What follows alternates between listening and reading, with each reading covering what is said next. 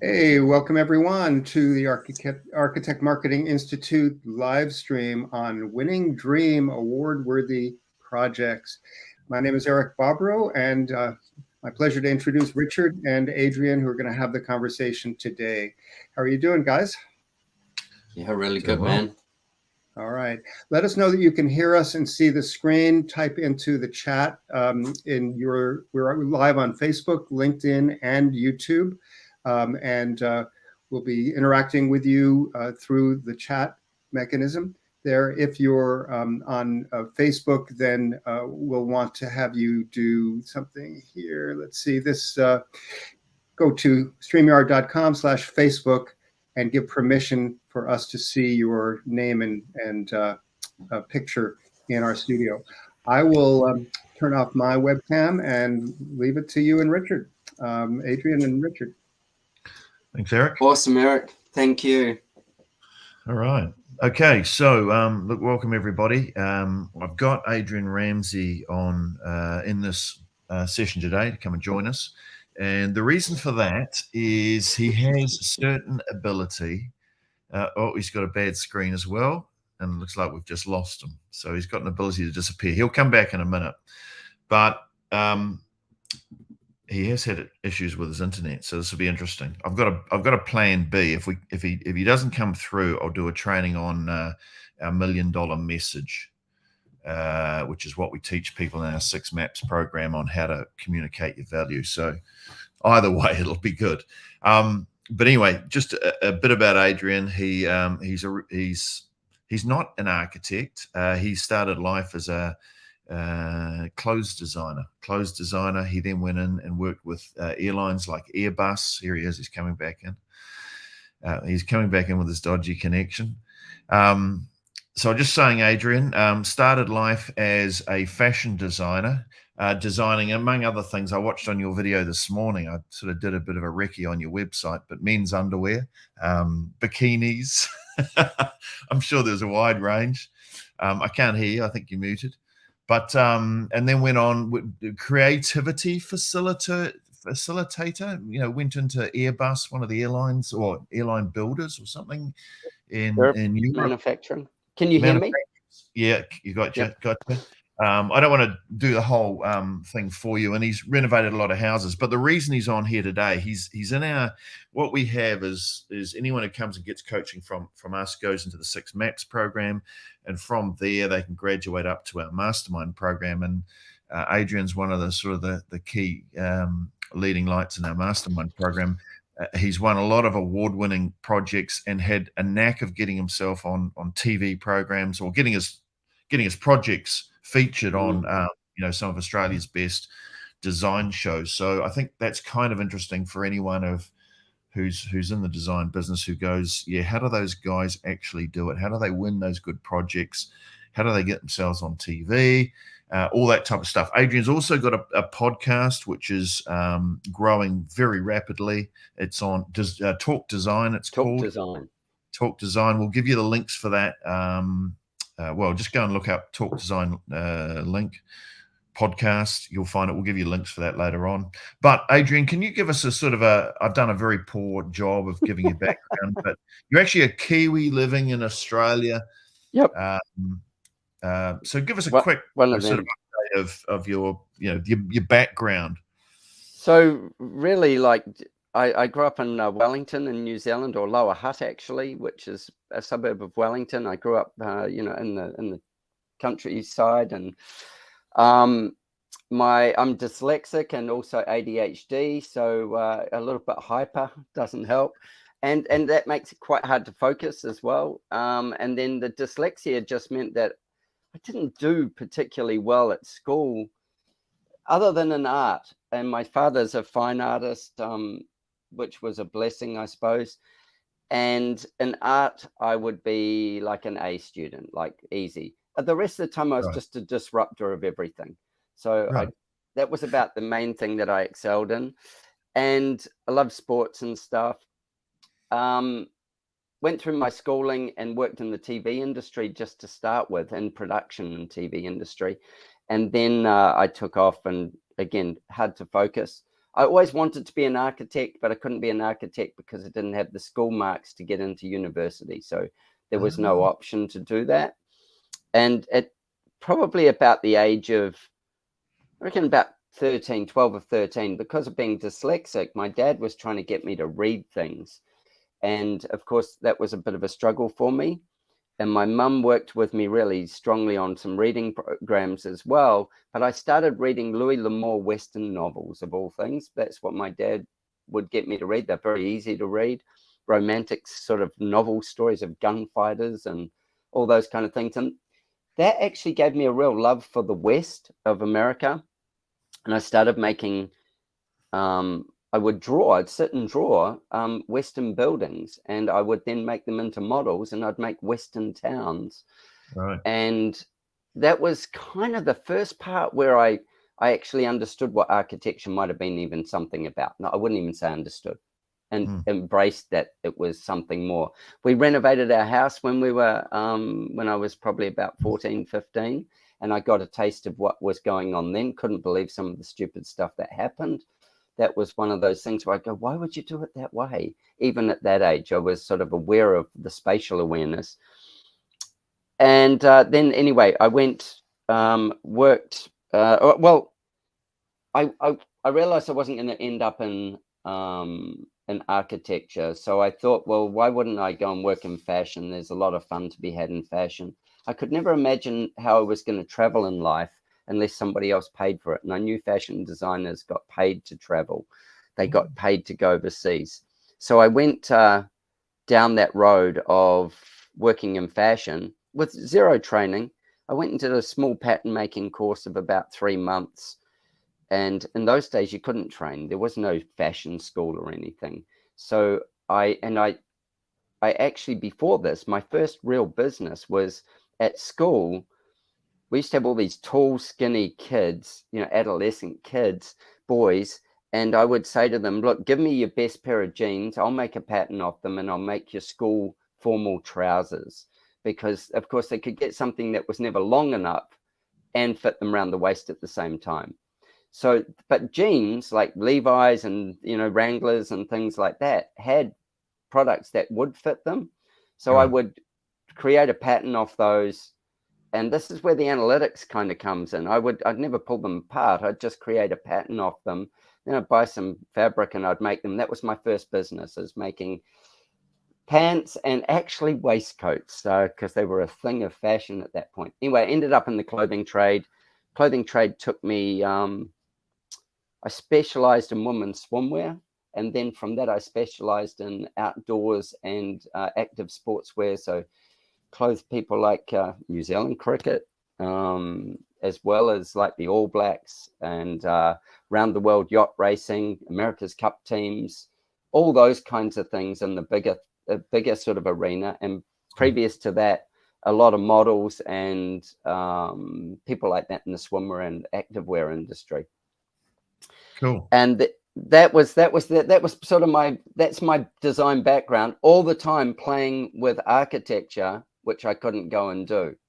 And so then finally I moved from England to, I went to England, did some work there several times and in the US. And then I came back to New Zealand and to Australia. I decided to move to Australia, and I went, you know what, I'm going to kick off this designing houses business. Right. So how does someone go from designing bikinis to winning clients? Now listen, carefully is the answer. Client, I reckon I could do a really good house for you. What have you got? Well, exactly. I've got a pair of size 6s. Yeah, I think exactly. you can into this, madam, but you can see with the cut that I could probably do your bathroom as well. That's it. Yeah. Would you like to look this good in your house? Yeah. Do you know, it was a weird thing. I was flipping houses with my best buddy, and we were flipping some houses, and we were doing that as our job. You know, that's what we decided we'd do. And in doing that, of course, I was designing everything we were flipping. And Right. We were living in them. So him and his girlfriend and me and my girlfriend, we were living in these houses, and we'd do them up and flip them, because in Australia you've got capital gains tax, so you'd lose too much money otherwise. So we were doing that, and we'd keep them for a year, and then we'd live in just a shit fight for the whole year, and then we'd go, okay, now we're out of there. That caught the attention of a lot of the real estate agents, mainly because we were breaking price barriers that other people weren't. And so we did a few like this, and then people started saying, can you help us with our house? And so I was like, yeah, pretty easily, like, show me what you've got. That's how I was still doing some freelance clothing companies, because I'd worked all around the world with that. And that was where it kind of started. And I went, you know what, here's the opportunity. Here's the opportunity to move into this space. And so I surrounded myself with a licensed draftsman, and because I didn't have anything, a licensed draftsman, a good certifier. We have building certifiers here in Queensland. And so the certifier, the draftsman, and then around a few builders that I could work in with. And I had lots of experience in it, but I didn't have any like actual formal training in it. Wow. And that's what got me going. And then sort of we're 20 something years later, and we're still going. And along the way I went, first of all, I thought, who gives a rat's whether anybody recognizes whether you're any good at it or not? Let's just get, let's just do the job. That was the joy of it. Right. And in doing that, I got a fair bit of recognition. Like I'd get stuff in the local paper and stuff like that. People would, because it would end up in the real estate area. Mm. And that, it was the start of where clients came from, and then friends. There were people who would say, oh, this, and then I'd get recommended. And so I don't think I had a website until 4 years ago. Yeah. I mean, it's kind of remarkable, because a lot of architects, I think, and this is one of the reasons I wanted to talk to you, is a lot of architects and designers, they'd call themselves introverts, and a little bit nervous about doing a lot of things until they had the credentials, or they had the degree, or they have this, or have it perfect. Yeah, have it. Well, that's right. Architects are perfectionists usually, which is a problem sometimes when it comes to other things. But so and so you're a guy who was the complete opposite. You had no credentials, no academic background, no formal training, and this would be a little bit foreign probably to most people listening, or probably most people in the world. And you end up an award-winning award-winning designer. So just I want to get into the piece where we talk about what you do to win projects, and how do you win these kind of award-winning projects. But I forgot my question now. It was a really good one. The piece about how do you get into that? How do you get to that point? I want to get to that, but the mindset. What's your what's the mindset of someone who goes into a profession without the credentials, but ends up being? How do you have the confidence? Some would say nerve. Others would say, kahoonies. Yeah. Because it's a belief system. It's a different way of thinking than most people. What's your underlying belief that allows you to go in and do something like that? Probably a lack of critical thinking would be a good one.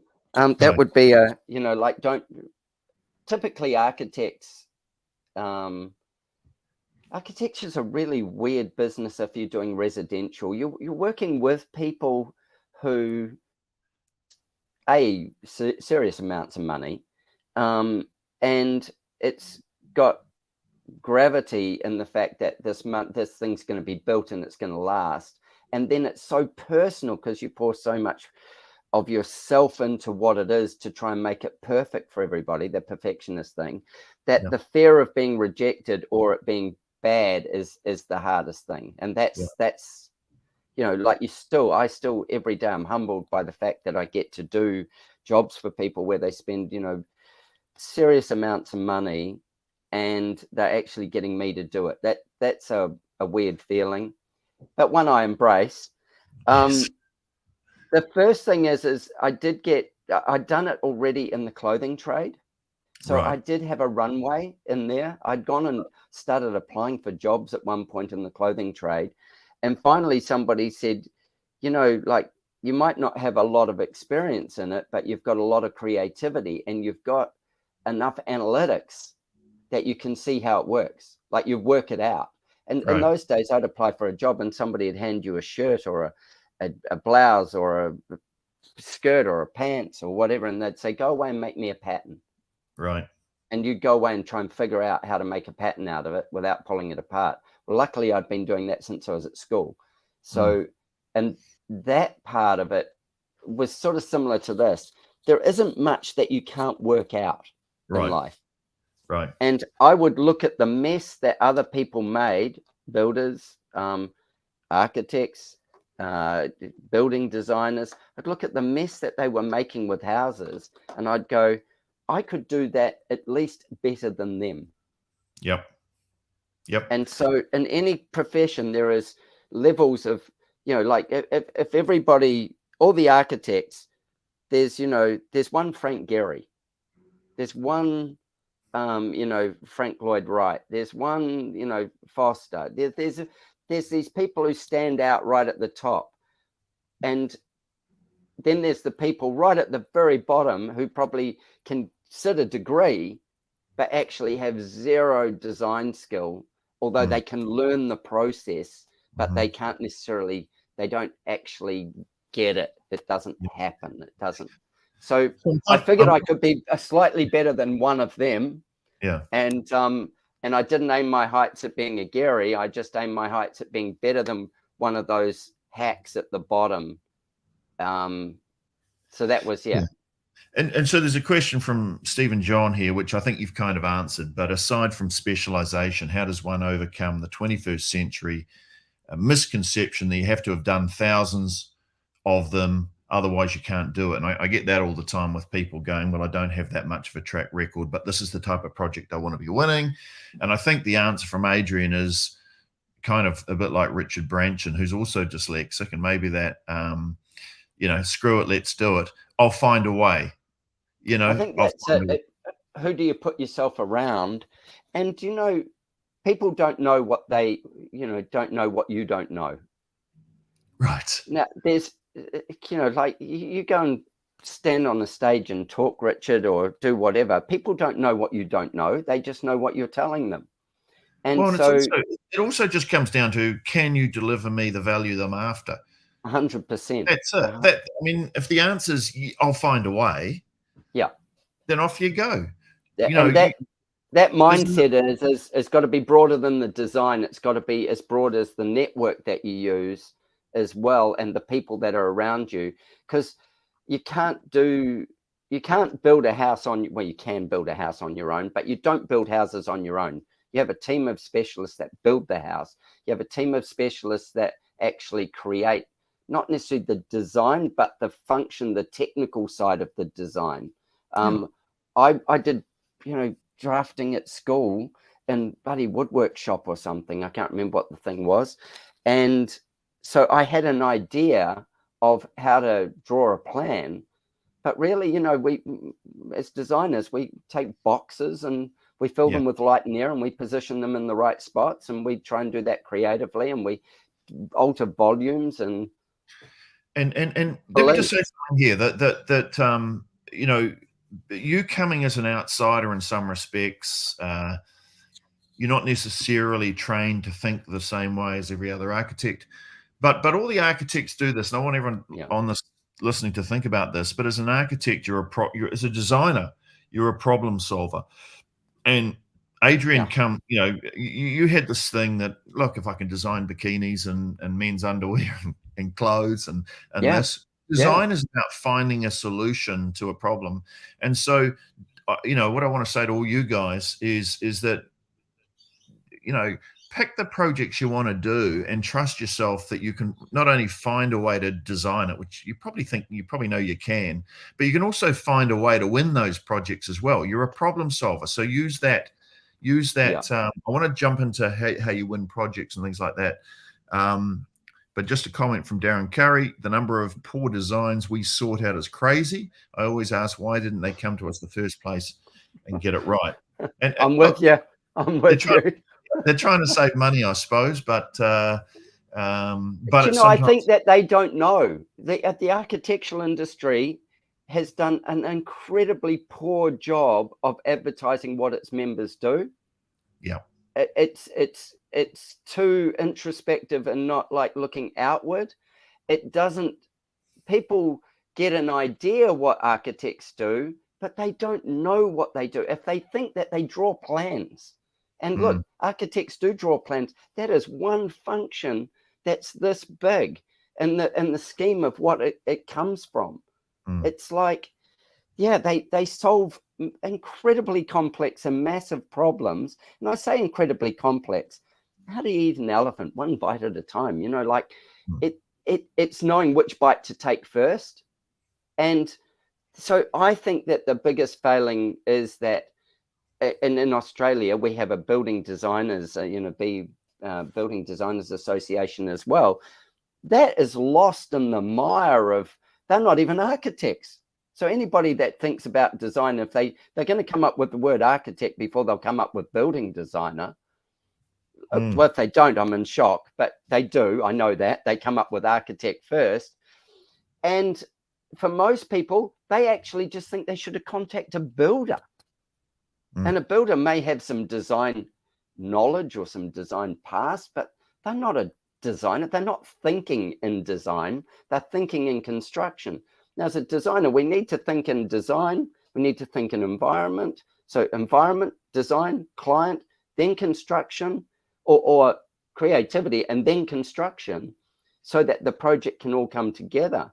So I think that the biggest problem we've got is that the public are terribly poorly educated on what is good design and bad design. Good design goes unnoticed. It's just easy. Spectacular show-offy design gets noticed, but good design is when the door swings the right way, when the space opens up and it gives you a different emotion. It allows you to flow through it easy. It's like wearing a Gore-Tex jacket. You don't have discomfort in a Gore-Tex jacket versus you do in a PVC raincoat. But if you only know a Gore-Tex jacket, you only know good design. Why is the renovation market so huge? Because everybody gets into their house and goes, this is crap. We can't do this. This doesn't work properly, because it's poorly designed either from the start or what somebody did along the way and hacked at it. When you get a beautifully architecturally designed home, there's very little that you can change, or you do change, unless it's because of the fact that you may have, more kids or more need for something else, and then you will shuffle things around in it. But the flow is already worked out. Go to a famous building like Falling Water. How do you renovate a building like that? You just do it very gently inside to make it more of what it needs to be for today's technology. The flow, the way it sits on the land, everything that it does is already decided. Cool. Yeah. Right. That's not most of our houses. No. I want to just quickly outline the success you've had with winning project, award-winning project, getting yourself on TV. I want you just to quickly go through, what you've been able to achieve, and then I want to segue into what are some of the marketing things you do to get yourself into that position so that people can. Yep. Okay, so give us a summary of some of the highlights. Getting into that was, I went, well, I don't have, something to hang my hat on as such as being, having an architectural degree or something like that. So I went, surely recommendation is the best way to get to where I want to go. So then I went, okay, how do I get people to recommend me? So I asked people, do you have any friends who are doing projects, things like that? Is there anybody you know that I could help with, or those kind of things? That was very much a way of I started it. And then the fact that I'd been flipping and people had noticed it, that actually also, because I wasn't in a great big town, and whatever size town you're in the neighborhood. If you if you get that opportunity. So then people noticed it. So then I followed those people up that noticed it. I talked to them. I solved their problems for them. Oh, so you've got a thing like this. Yeah, sure. Well, why wouldn't you look at it like this? Too often, people are scared of giving their ideas away. I worked on the opposite of that. I went, I've got so many damn ideas. They're all worthless unless I can sell some. So that they're worthless to anybody. I might say to you, Richard, if that door was over there, that would be better. And you go and change the door and life's better. Yep. But to actually sell the idea, I went, I'm going to give, when I turn up to talk to somebody, I'm going to give them more ideas. Remember, I'm ADHD. I'm going to give them more ideas than they can possibly handle. Yep. Yes. And I'm going to frame those ideas into conversations like, and I do this to this day. I'm not saying do this. I'm just talking out loud. And really what I'm doing is I'm fishing to see where they're at. I'm just talking out loud to see whether this would be something that you think could work for your place, for you, not your house, for you. And I will go, if this is in a renovation, I will go, okay, so if we were to shift that from there to there and then that around there, then we're going to have a problem here, but we could solve that by going through here maybe. And that would give us the space in this side and then the space on this side. And that might ease that. And that would be maybe our simplest path to getting there. And then I'd go from that to a completely different piece of the house. And I go, you can imagine that, can you, with light falling through here, and then we'd put some windows up there that would create some breezing. I just went, you know what? If you turn up and you give them no ideas, walk around going, yes, I'll come back to you when I've had a think in the office. They don't know what you've capable of. So I went, we've all got ideas.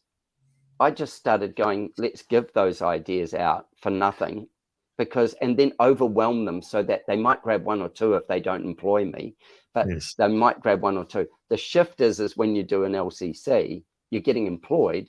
So give them all the ideas you want. It's still a jumble sale. It's like a bloody pick and mix, you've got to put your hand in and you go, oh, I've got another red one. We've already got a red one. Oh, I'll put my hand back in. I'll get out a yellow one.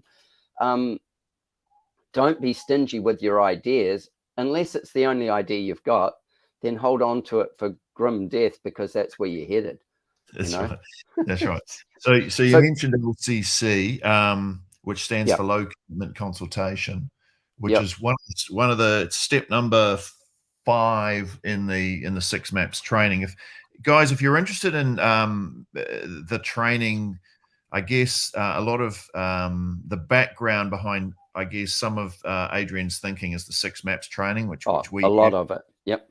If you guys want I think it's about a 60-minute training in the marketing system that I use and that Adrian uses, just put in 6 SIX in the chat window, and someone will in the next 24 hours send you a link to the training on that kind of summarizes all of the different steps, and you'll learn about things like the LCC and all that type of stuff. So type in SIX in the chat window. It's really essential to establish that you've got value when you're with a person, and then even the first essence of having where you're being paid to go to site, not going for free. The first point of that is you're establishing in your mindset, you might be shitting yourself, but in their mindset that you're actually got value, that you're not going to turn up without being paid to turn up. You don't pop down to the surgeon or whatever and say, oh, I'll just pop in and have a little chat to you. He's like, I'm sorry, I'm in surgery today, or I'm busy. And you can make an appointment, but do that through your doctor where you get a referral and you'll wait 4 months for me. You think the guy's valuable? Hell yeah. When he gives you a bill for $600 at the end of a 15-minute consultation, do you think he's valuable? No, you think he's bloody expensive, but you hope he's valuable because he's about to chop you up later. It's this thing of establishing that, and it's scary when you first do it. But the minute you do it, you go, why would you do it any other way? Because it's your mindset that it builds the value in. And then it builds it in the client's mindset as well, that they have to pay for the value that you give them. But don't be stingy with the value when you're giving it out. Right. So you're talking about positioning here. So just Yeah. to decode some of that is there's a lot of, there's 80,000 architects registered in the US. There's a lot of architects floating around. So you've got to find a way to make yourself special. So how do you do that? Well, a lot of the things that guys like Adrian and that are doing are they're using a model based on almost like surgeons. And you think about a surgeon. Why do you think a surgeon's so important and so expensive? And so, you've got to, they set up certain processes. You've got to fill out forms. You meet when it suits the surgeon. The surgeon doesn't usually come running and do house calls. The surgeon, there's all sorts of educational stuff often that you'll read and be sent before you go in to see the surgeon. There's a whole suite of things that the surgeons do, probably because they have to, but surgeons are also they need client-patient control. They need to fill you and train you to be a patient effectively. And there's no different from a designer needing to train a client, and I call it client control. And a lot of the stuff Adrian's talking about here are some of the client control things he puts in place, because you need them to see you in a certain way. So one, so they'll buy off you, and two, so that they'll behave themselves properly, in the process. So that's some of the stuff about, how you handle people while they're when you're in the, I guess, the initial sales call or initial meeting. How do you get people to call? How do you get people to call? That's a really interesting one. These dream, and particularly the dream clients, the ones, you've got a swimming pool, people can go to your website. So if you just do a Google search for Adrian Ramsay, you'll find his website. But you'll probably find a British politician if you don't find me. But yeah, that's it. Yeah, not the same man. But there's swimming pools, cantilevered out over, into the waterfront. How do you get those people to pick up the phone and call you, or do you find them? It's interesting, like I never actually know exactly where the people are going to come from. It's like anything; they turn up from somewhere. In saying that, why do they turn up? Well, usually via recommendation from somebody else. Like usually there's somebody that recommends me.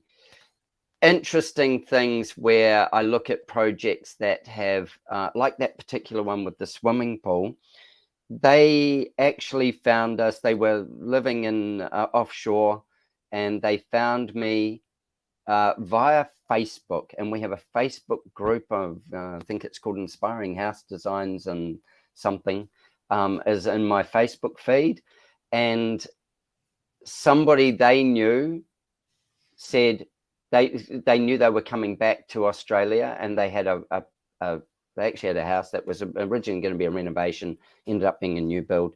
And they, somebody recommended me and told them to look me up on Facebook, and they sent me a Facebook message.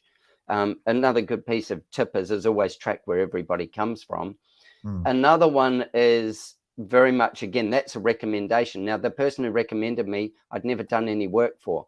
They just had or knew who I was because of the fact that they had seen me in their Facebook feed.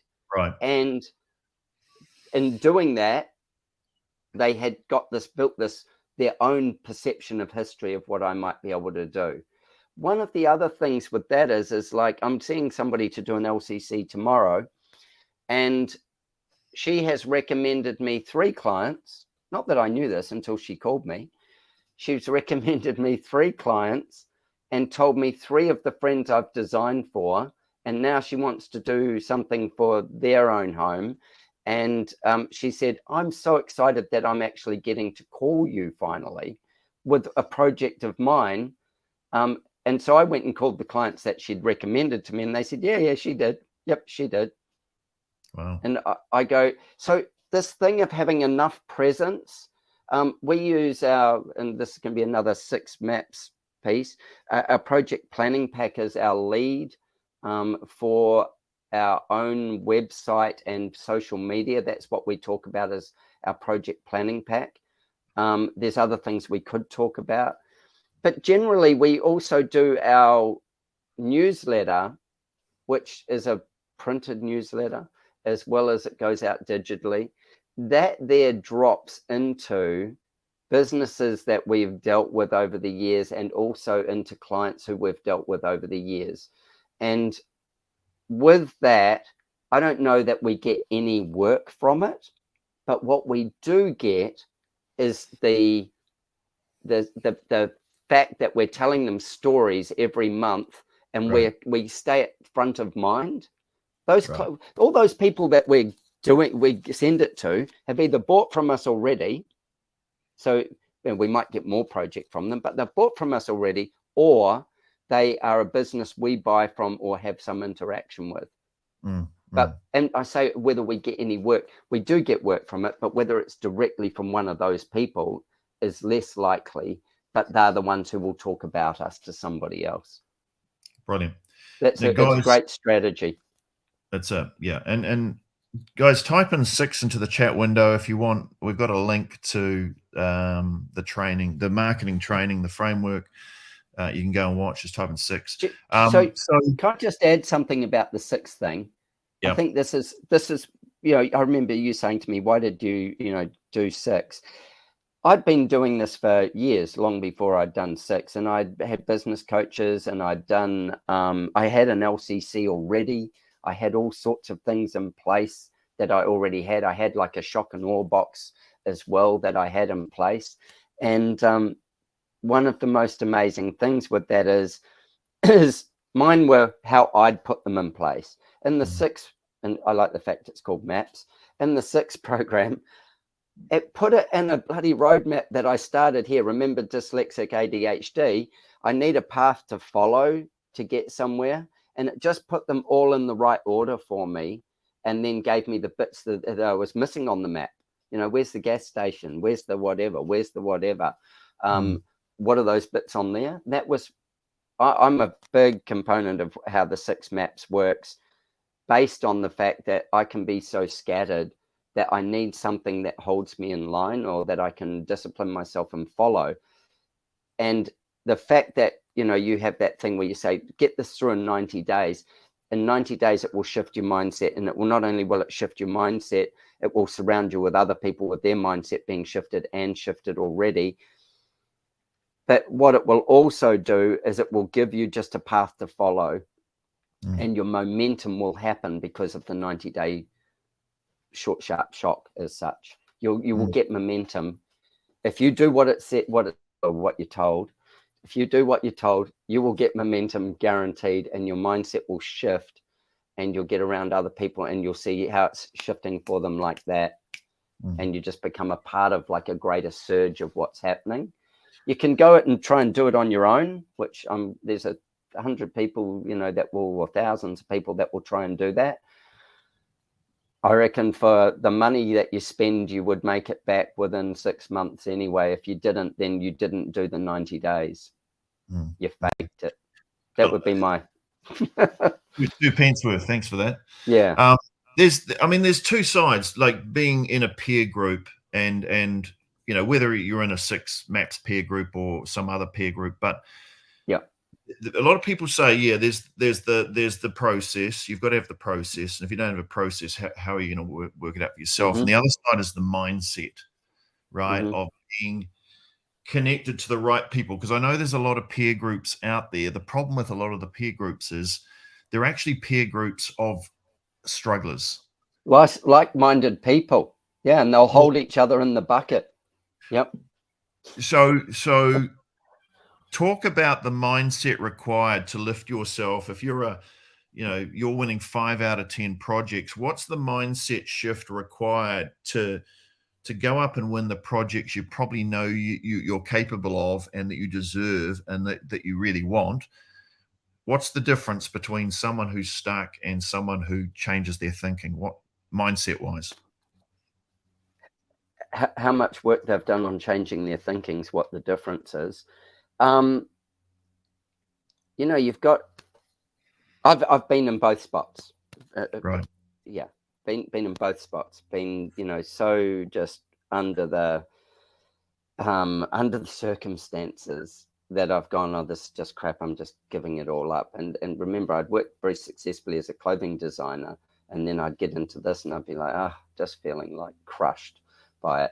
And the first thing is changing my mindset. Was I actually I've got a reasonable scarcity mentality, so I don't like to overspend on things. I like to run lean and mean and all those sorts of things. I hired somebody who was a coach out of, I wouldn't say desperation, but certainly out of a fairly low place of, why can't I make this work? I'm hopefully intelligent enough I can do the design. It's about how can I get more people to design for. And it wasn't just about marketing. There's no point in marketing yourself if you don't have the mindset to be able to deliver to those people. So you've got to build that. It takes time. So I hired a coach and took him through my process. And he said, well, you're not going to get any people with that. And he pointed out to me that for the kind of money I wanted to ask for, I needed 9 touch points at least with a client to then be able to ask for that kind of money. I had to build rapport. I had to build confidence with them of what I could do. And so we put in process 9 touch points, and they could be as simple as a postcard, an email, send a text, whatever, these touch points, and a shock and awe box, and, a paid consultation. And as I say, like, those 9 were ones that I made up, not necessarily the ones that, like, I still use them today, but in 6 maps, I put them in a different order and I added better things to it that came from the 6 maps program. But that was the first point. I had to do something beyond my own stinking thinking. I had to move to where somebody challenged me, kept me accountable, and made me pay money. When I say made me pay money, didn't make me pay money. I had to pay money to do it. But that was the first thing I went, if I'm going to spend money, and time's more valuable than money, just remember that. But if I'm going to spend money, why wouldn't I get the most out of it and work my hardest at getting it to happen? Why wouldn't I do that? Why would I let myself down with being a conspiracy theorist or any of those things? So little by little, I put in place things like I do morning I ams. I get up, I don't know where anybody's read Miracle Morning, a book, Miracle Morning. If you look at that book, it'll talk to you about, journaling, getting up before the sun's up, taking meditation time, doing all these things. And I have a very sort of set program of how I like to run my morning, because it sets me up for my day. It doesn't mean my days are perfect. It means that they're often hectic and jumbled. However, my mornings are great. And I put inspiration in early in my mornings. That's why I do a podcast. I interview people usually between 5 a.m. and 6 a.m. in the morning. Wow. Or somewhere around that. And that gives me a shot when I wake up, I get up, I have a shower, I jump in, I do a podcast. I'm talking to somebody who wants to share their knowledge and has knowledge that's valuable to take. So I get to mix with somebody who is far better at what they do than I am at between 5 and 8 a.m. in the morning, somewhere in that gap. Once a week, I get to mix with somebody who can take my thinking above where it is now. I go to architectural conferences all around the world. I love to travel, so I make it a point of going to them. I turn up, I learn, I soak up everything I can about how to be a better designer. And then I sit and I talk with them about how to be a better business person.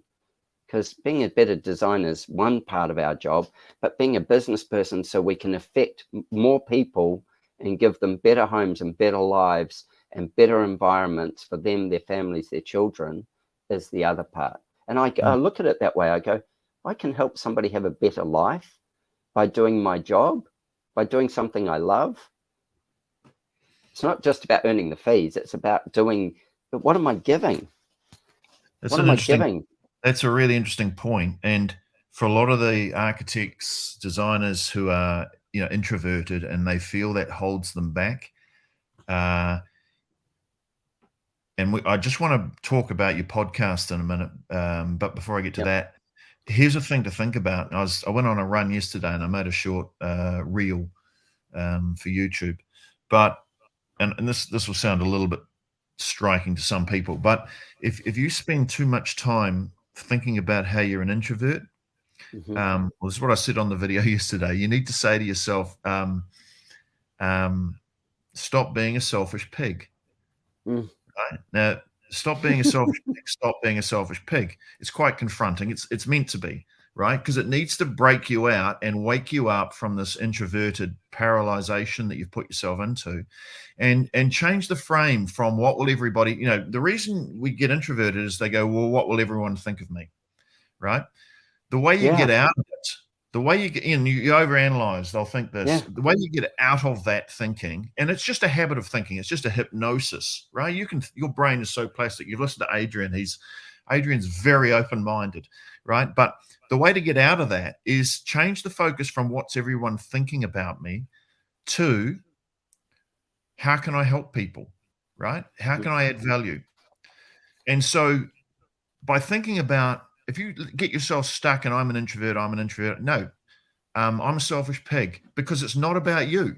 Stop thinking, stop making yourself the center of everything, right? Think about how you can give.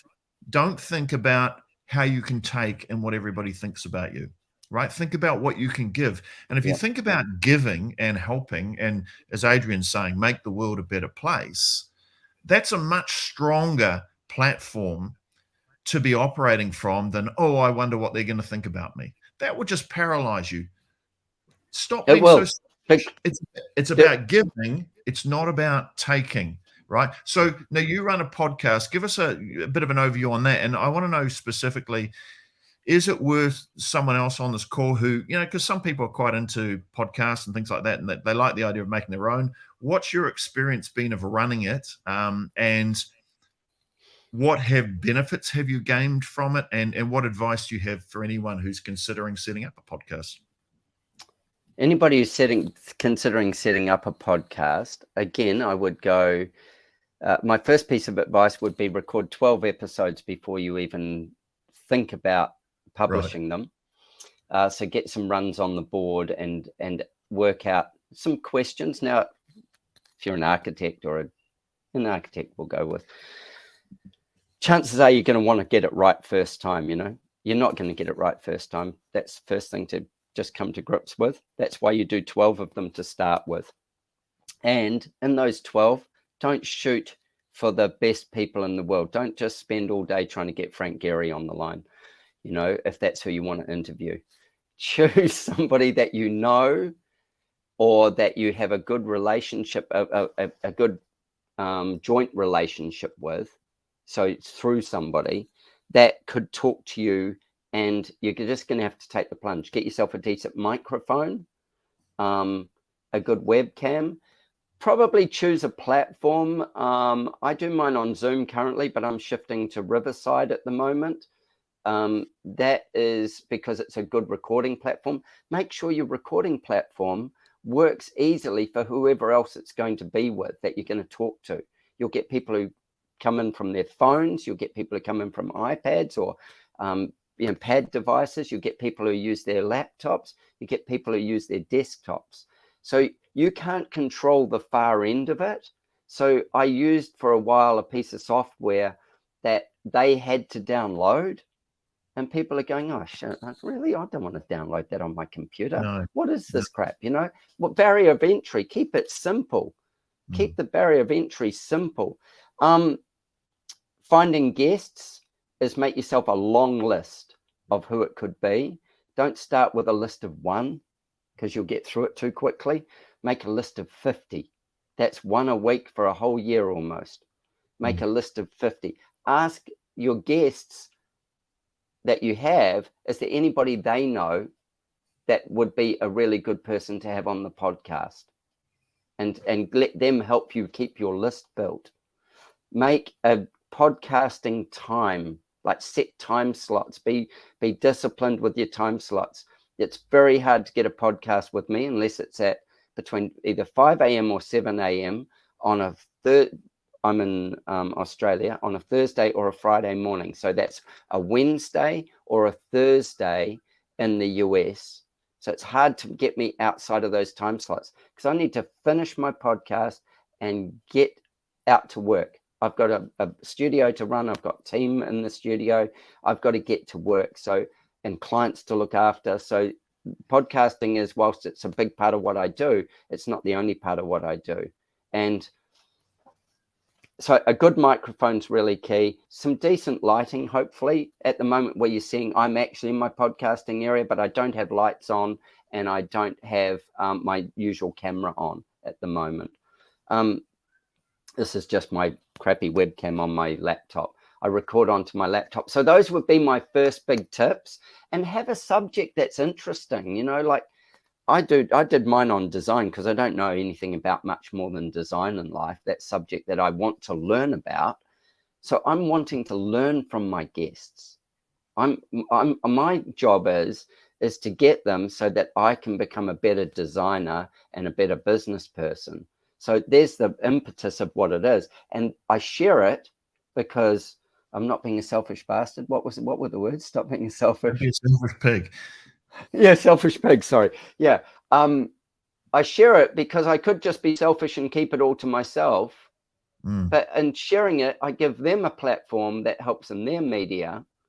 And I get to share it with other people that it inspires to take another step. Okay, quick question from Sienna. Would you recommend recording a short intro video for a podcast series and sharing it with your first 12 to 15 guests before publicly launching the show with an intro and first episode? Sure. I think that's a great idea. I didn't do it, but I think that's a really good idea. I think if you did that, you are showing them a slice of what it is that your intro. An intro is pretty hard because you're talking to yourself. So if you're going to do an intro, make sure you've got good notes and in place. And if you're overwhelmed by the case of, you know, you're going to have to edit it all. I don't edit mine. I have them edited. And I either use one of my team members, who's a fabulous girl who's worked for me for 6 years, or I use Joe Crow, the audio pro. He is an audio specialist. He's out of England. He has set pricing. He's the loveliest guy. He's actually on my podcast. I got him to come and talk about what he does. He works with a lot of big bands and stuff like that, but he also does podcast editing. And he gives you professional sound. So I pay him to do it, or I pay one of my team members to do it. Wow. Great name, right? Joe Crow, the audio Joe Crow, the audio pro. Yeah, awesome, mate. Name, you know? So he's a good marketer, And Sienna also says, would you recommend maintaining good rapport with the upcoming guests by having them consistently communicating interest in their success, right? So setting the guest up for success. So I think the answer is 100%. Yes, to that. One of the things is, yeah, we're not here to embarrass guests. We're not an investigative reporter that's trying to pull somebody's pants down in public. We're not that. You know, if we are, then that's what our podcast's about, and see how you go getting guests, you know. But you're there not to put people on the spot. You can make them. I put people on the spot with some of my questions, but they're not to embarrass them. I give them questions that will. One of my questions I often give is what's your favorite space in your home, or which they can work out. And the other one I go is, if this is one last project that you could ever do and you had to hang your hat up on this is it, it's over. You can never do another project. What would you choose? Now, they both can be really deep questions when we start digging in on them. I don't rescue my clients on them or my guests on them. I don't rescue them on those. I let them sit and think on those. But my job isn't to embarrass them. My job is to let them percolate a little bit. And then as they come out, to support that to come through. so that I can, like use body language with nodding, moving in on the screen, do all those things so that they can see what's happening, and that I'm engaged and interested, and that there's something that they're giving of value, and they are, because that's connecting them with themselves as well as it's connecting them with other people, because it gets very authentic, very close to the truth. Okay, I've got one final question for you, and it's going to be around dealing with high value clients, particularly in the top end of the market. And before I get to that, I just want to remind everybody, if you want to connect with Adrian's podcast, it's Talk Design with Adrian Ramsay, Talk Design. If you want to get access to a 60-minute training on the marketing system that we teach, it's a run through. Type in 6 into the window.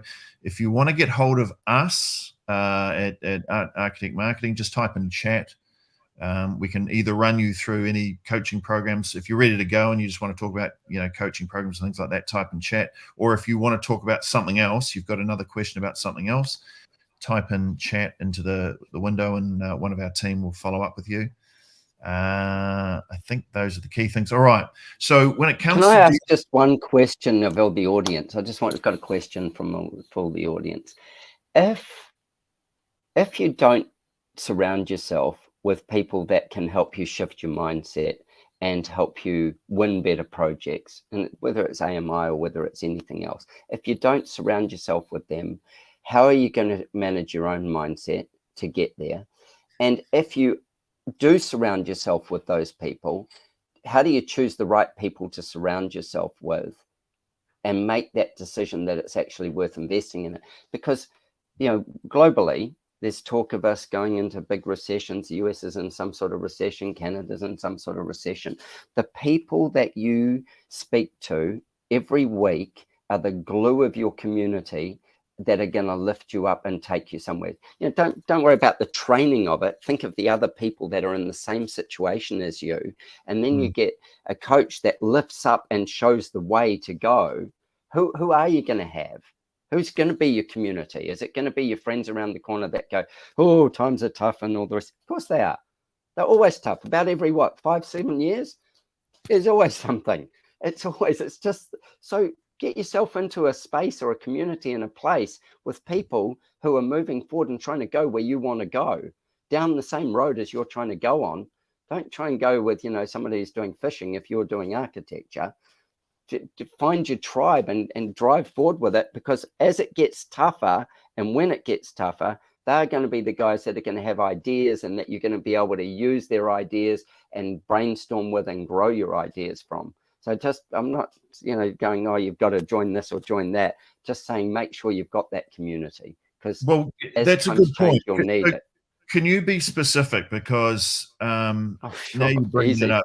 You are a member of a number of different little groups, and these are your support groups, right? So give us an idea on a weekly basis, the little touch points that you have with the people, with your peer group. I guess we'll call them a peer group, but they're all people who are on the up trying to do better, right? Because this is not just theory. So this is what I do every week. Well, give me an example. So 5 a.m. on 5 a.m. on Tuesday morning. 5 a.m. on a Tuesday morning, I meet with the Whisperers group. We're called the Whisperers, and that's a group of architects. There's one in England, one in Australia, and 2 in the US. We meet and we talk around what we're doing in our practices. We do crits together as well. We will do a crit on things. We also will talk about what our strategies are, what's working with our marketing, what we think could work better with it. And we've been together for, goodness, I don't know how many years. 3 years. This is Brad and Cinder and those crew, Richard? Yes. Yep. Okay. And so, that's our crew there. And look, they're all highly capable, intelligent architects doing a job and succeeding in what they're doing. They are kind of a glue of the community, of my community. So as I say, 5 a.m. or 6 a.m., it depends on what the time zones are. We meet, and we usually meet for an hour to 2 hours, just depending on what we want to cover and discuss. And we have agendas and we have topics, and sometimes we just have a chat. You know, it just depends. But we constantly. Most of these guys have been in the same, is that right? Yeah. So yes, there are that's one. group, they've got a similar mindset. Yep.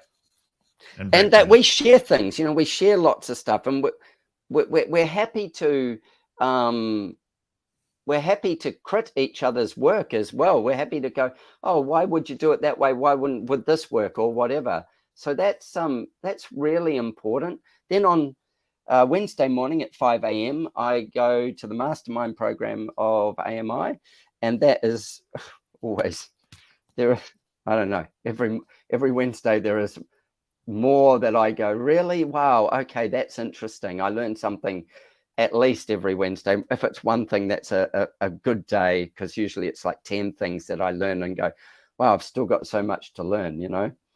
I feel enlightened when I leave with only a couple of things that I've learned, because I don't feel like I'm so far behind the pack. And then every Thursday morning, usually I do a podcast. I was on a call with a guy before I came on this call. And that person could be, you know, from Olsen Kundig, could be from Rick Joy Studio, could be from, I don't know, tons. Morris Edgme, you know, there's architects and designers all around the world. It could be a business coach. It could be an interior designer. It could be a guy who builds custom motorcycles and, you know, works out how to do that. Could be an HGTV star. I find these different people, and I also have a podcast community. I have 3 podcast people that we share people between us, and we're regularly in contact. We don't have a set meeting, but every 2-3 weeks we're in contact, with one of those people. So that is another thing that I find is really powerful, because we share knowledge in our podcasts, and we share each other's knowledge as well. So that's my general week, is like that. That's my 3 touch points of every week, and often 4, because I'll often record an extra episode on a Friday. I have, I don't know, 20 episodes that aren't even published. It's challenging in the fact that you've got to keep finding people, but it's actually wonderful in the fact that you can go to, you know, Tom Kundig, and it takes maybe a bit of a road to get to somebody like Tom or to Rick Joy. But those guys are really proud of what they do, and they recognize how many people they help, and they're happy to actually share their love of what they do and their insights. So, yeah. Brilliant. Okay, I guess before we got sidetracked, Sorry. Final thought about dealing with really high value clients. Anything you've learned? Are they easier to deal with? Are they harder to deal with? What are your thoughts there? They're humans like everybody else. They usually are successful, you know, that's why they're high value clients. And being successful in business or whatever part of their lives they're successful in, they know when they see value. So they're very aware of when they see value, and they know that they're going into a process, or you make them aware of they're going into a process that's years long. Maybe, you know, it could be as little as 1 year, but it's always going to be longer than that. You know, it could be 2 years, it could be 3 years, that you're going to be with them through that journey, and that you are not limited by what you can afford. Remember, it's what they can afford. I always say this to my team. You walk in and, you know, we're walking across somebody's $50,000 rug and looking at their $200,000 piece of art. That's museum stuff for you. You know, that's not how you live yourself necessarily. Certainly not how I live. And they've done what it takes in life to get that. The first thing is to honor and respect that, like very much honor and respect it. The next part is to listen to what they've got to tell you around how they live, what they want, why they want it. Don't let your ego get in the way. You're actually there to serve them, and you're there to create a better life for them. So it's not about telling them what to do. It's about listening to what they want from their life and translating it into architecture. If you're lucky enough to get through the door on one of those places, or into somebody's home like that, to talk to them, then soak it in and be really interested in them as people, because people live in houses and people buy people. If you're not interested in them as people, then why would they? Where's the value for them? They don't get the value that you're offering. So what is value to these people? Because that's not design, right? So value is obviously you're talking about a broader sense of value than just the design. What do those people see as value? Their time is their most valuable asset.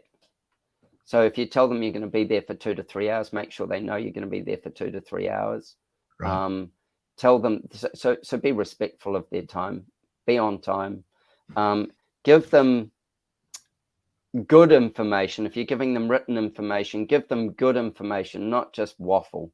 Give them something that is valuable that they can utilize. You're going to have to educate them through the process of what's going to happen. So take them through it in a linear fashion. That is, this is step 1, step 2, step 3, step 4, and this is how long each piece of that will take. And I'm going to need you here with these number of meetings or this kind of amount of time. We don't take them for granted in any way. Treat them like the gold they are, because they treat themselves like the gold they are. Remember, they do not have the same self-worth problems that you have. They have completely different ones. So allow them to have those. And it's not your job to solve those. It's your job to be there, listen to them, and interpret that. And interpreting that into boxes with windows and doors and air and light and all those things. That's your job, is to interpret that in the way that they want to live. You don't live in their house. It's not your home. It's their home. So, and if it's an office, it's the same thing. It's like, what's the culture and the mechanisms and the things that they value? Because if you can't see value in what they've got, you're in a mismatch. Get out of there. Get out of there, because you're not going to serve them, and it's not going to serve you. You'll get yourself a bad name. So that value of them and their person, who they are personally, is really important. And work out what drives them. Are they driven by money? Are they driven by aesthetics? Are they driven by comfort? Are they driven by freedom? Are they driven by privacy? What part drives them? And then honor that part. Now, very insightful. And one other thing is to pull this off, right? To be able to work with the really high-end clients. I think I know what your answer is going to be, but I'm going to ask it because we actually haven't talked about it. But do you have to work on yourself first? And you did mention it earlier. You've got to understand the value. You've got to see value in yourself first, because you need to go on.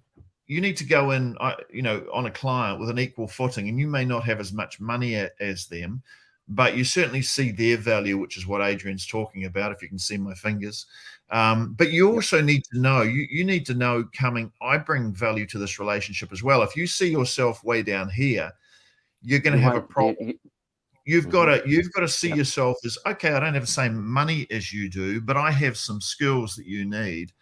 I'll get my head out of the white side. Yeah, 100%. So just finally on that is how do you self-confidence, or how do you because you do, which is why you connect and get rapport with these people, because they don't feel like they're dealing with someone of lower status. But how do you get that? How do you give that self to yourself? There's a good saying, you've got 2 sales to make. The second sale is to the client. Exactly. Right? The first sale is you've got to sell your value to yourself. And if you haven't done that, you're not going to get a chance to sell, or it's just going to be embarrassing. 100%. 100%. Look, it's a really great question. Read, practice what you practice, you know, get around the right people, lift your mindset that way, and look at where you bring value. Don't discount it. Oh, anybody could do that. Not everybody can do what you do. Look at it and actually allow yourself some wins. Allow yourself to don't get egotistical, but look at what you've done and what you're capable of doing and go, you know what, that brings this piece. It's a journey to high-end clients, but they've all come from somewhere as well. It's one of those things where your self-belief builds as you actually challenge yourself and overcome things.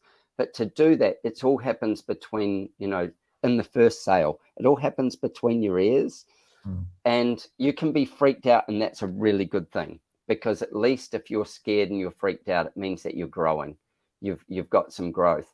But if you are, then this is, again, I go, let's say I'm freaked out about going and doing something. I've got to go and do a talk to all these builders in Australia, and I'm somewhat freaked out about standing on stage and doing this talk.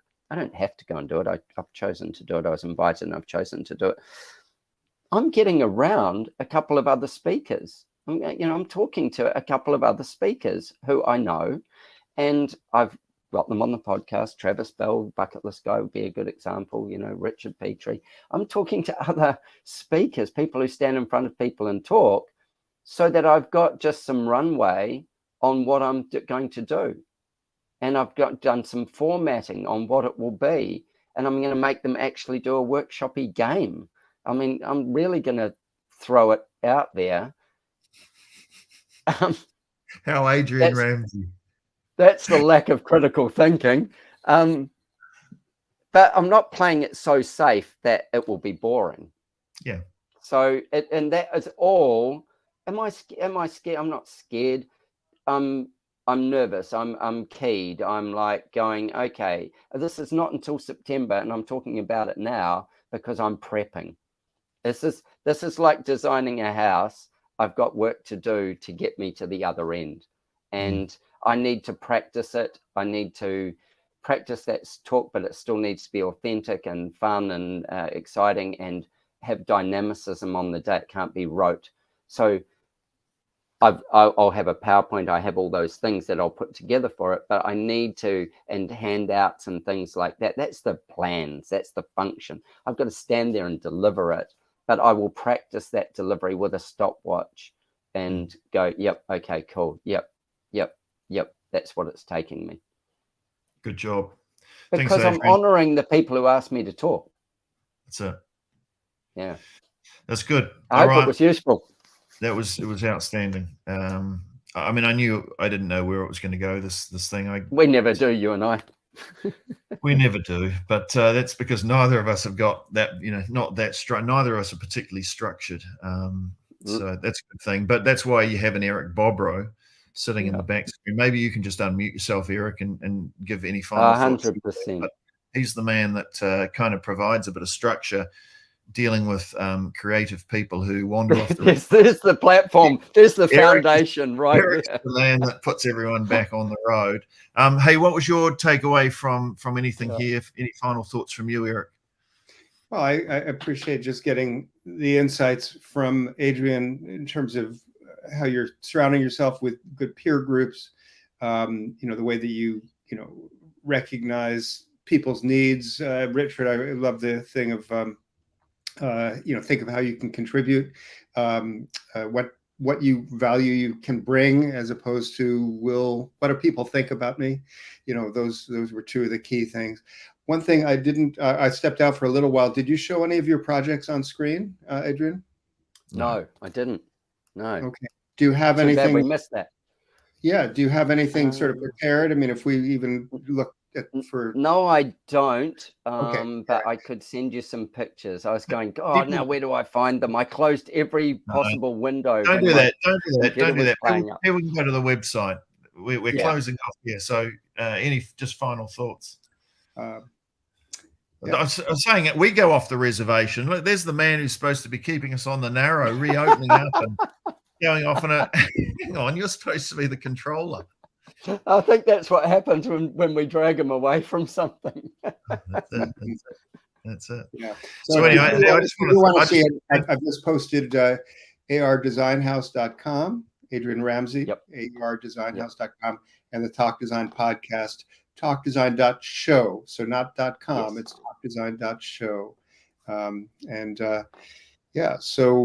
Thanks both of you for a fascinating conversation. And please, if you have any questions that you'd like to talk to us about, type in chat. Even if you watch this later, you can type in chat and we'll reach out to you. And if you are interested in the access to the training webinar on the 9-step project winning framework that Adrian has used very successfully to as part of his development of his business to attract and win great clients and great projects, then type in 6 and we'll make sure that you get that information. So that's all I have to say. Yeah. Can I just add one thing on the end of that? You said great clients and great projects.